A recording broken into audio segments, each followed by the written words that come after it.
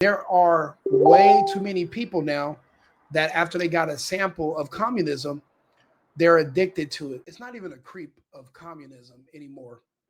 In my opinion, one of the worst things that could have ever happened to a American in a capitalist society was giving them a taste of communism, a taste of socialism.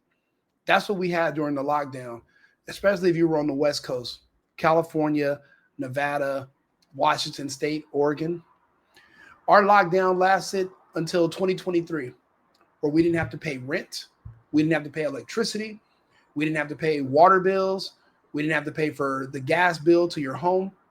The only thing we paid for years was our Wi-Fi. And then all of a sudden, it just turned everything back on, back to normal. There are way too many people now that after they got a sample of communism, they're addicted to it.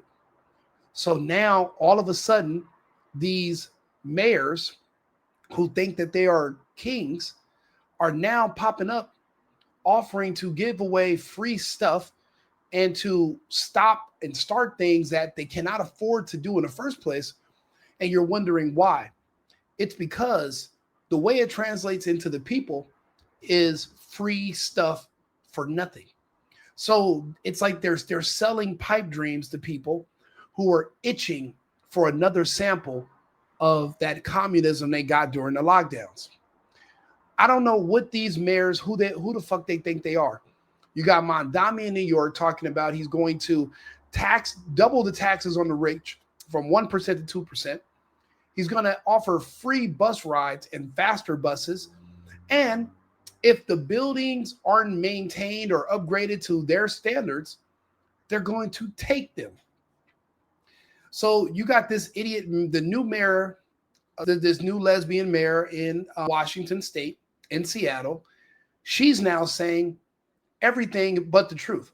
She's talking about food deserts and stores closing. But notice she's not talking about the crime, which is why there's a food desert, which is why everything's closing. They don't want to offend the black people and the thieves in the area that are stealing. So what they do, they just pretend that the food is just disappearing and they just don't know why the stores are closing. Nothing about funding private security, refunding the police, more law enforcement, more surveillance, longer prison terms, stricter sentences, nothing like that, which is why businesses, companies, and stores are pulling out. And here's this moron. And the only thing she's missing is her septum, which she does wear, because I don't know why. This is like some lesbian enclave now in Seattle. Blacks and lesbians, for some reason, love the slum life. And here she is saying, pretending she has the power to stop stores from closing and leaving. Listen here, Ellen DeGeneres' side chick. You didn't give these stores permission to open. They don't need your permission to close. You are not God. If the theft is making it so that we cannot turn a profit and operate, we can't pay our staff because everything's being stolen, and the city and the police won't do anything about it, we're leaving. We're out. You can't make up any legislation that says, oh, we're going to just bring.